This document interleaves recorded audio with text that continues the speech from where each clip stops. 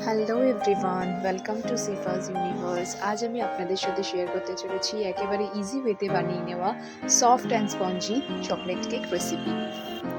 এই চকলেট কেকটা বানানো সত্যিই খুব ইজি, বাড়িতে থাকা কিছু সিম্পল ইনগ্রিডিয়েন্টস দিয়েই তৈরি হয়ে যায়। চলুন শুরু করে নিই আজকের এই চকলেট কেক রেসিপি। প্রথমে একটা বোলের মধ্যে আমি নিয়ে নিয়েছি দুটো ডিম, আর নিচ্ছি হাফ কাপের মতন চিনি। চিনি আর ডিমটা আমি এখানে একটা ব্লেন্ডারে 1 থেকে 1.5 মিনিটের মতন একটু ব্লেন্ড করে নেব। খুব বেশিক্ষণ ব্লেন্ড করার একেবারেই দরকার নেই, 1 থেকে 1.5 মিনিটের মতন ব্লেন্ড করে নিলেই চলবে।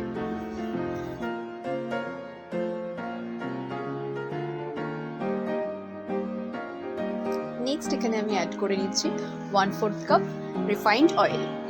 রিফাইন্ড অয়েলটা দেওয়ার পর আমি আরও একবার ব্লেন্ড করে নেব 1 থেকে 1.5 মিনিটের মতন। আপনারা যদি মনে করেন এই ব্লেন্ডারের জায়গায় হ্যান্ড হুইস্কার দিয়েও এটা করতে পারেন।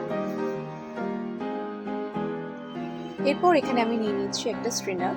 সমস্ত ড্রাই ইনগ্রিডিয়েন্টসগুলো এবার আমি আস্তে আস্তে স্ট্রেন করে নেব। নিয়ে নিচ্ছি 1 কাপ পরিমাণ ময়দা, 1/3 cup cocoa powder, 1 tablespoon baking powder আর 1/4 টেবিল স্পুন বেকিং সোডা। এগুলোকে আমি খুব ভালো করে স্ট্রেন করে নেব।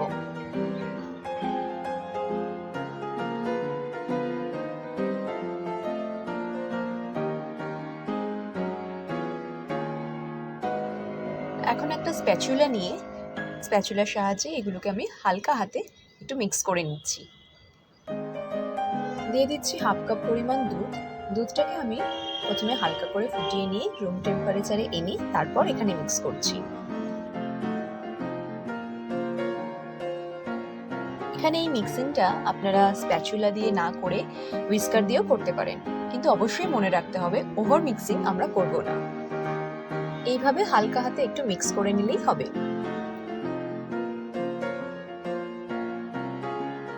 দিয়ে দিচ্ছি হাফ টেবিল স্পুন পরিমাণ ভ্যানিলা এসেন্স। আরও একবার স্প্যাচুলার সাহায্যে এটাকে আমরা মিক্স করে নেব।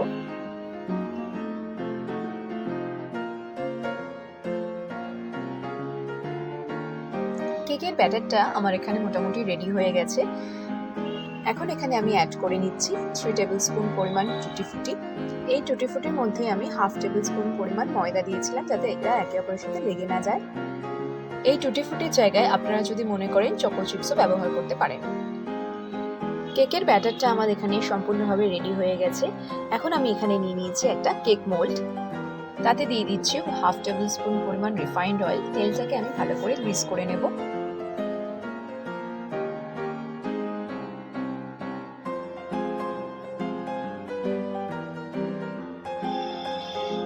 নিয়ে নিচ্ছি একটা বাটার পেপার। বাটার পেপারটার উপর আমি আরও একবার তেলটা ব্রাশ করে নেব।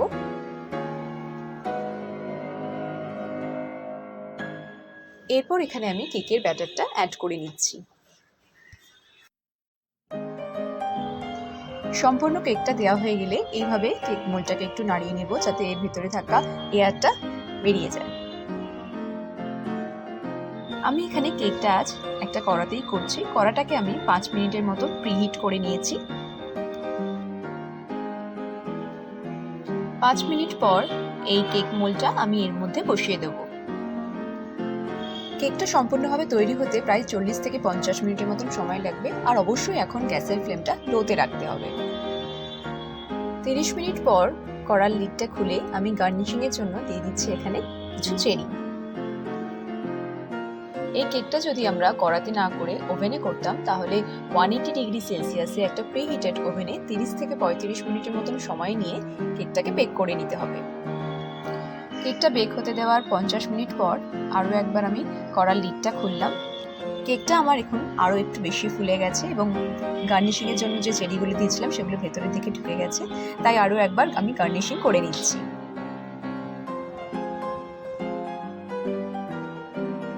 এখন একটা টুথপিক নিয়ে আমি চেক করে নেব কেকটা পুরোপুরি বেক হয়েছে কিনা।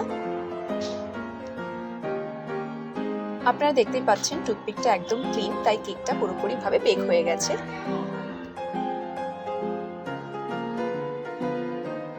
এরপর কেকটাকে ভালো করে ঠান্ডা করে নিয়ে আমি ডিমোল্ড করছি।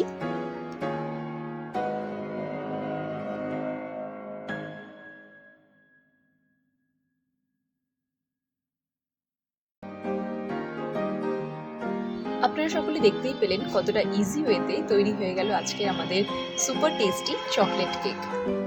বন্ধুরা, আপনাদের সকলের কাছে রিকোয়েস্ট রইল একবার বাড়িতে এই কেকটা বানিয়ে নেওয়ার। আশা করছি আপনাদের সকলেরই খুব ভালো লাগবে। আজকের মতো এখানেই শেষ করছি। দেখা হবে অন্য আর একদিন অন্য আর এক রেসিপি নিয়ে। ভিডিওটা যদি তোমাদের ভালো লেগে থাকে তাহলে প্লিজ একটা লাইক, শেয়ার অ্যান্ড সাবস্ক্রাইব করে দিও। And don't forget to spread love and happiness. Thank you.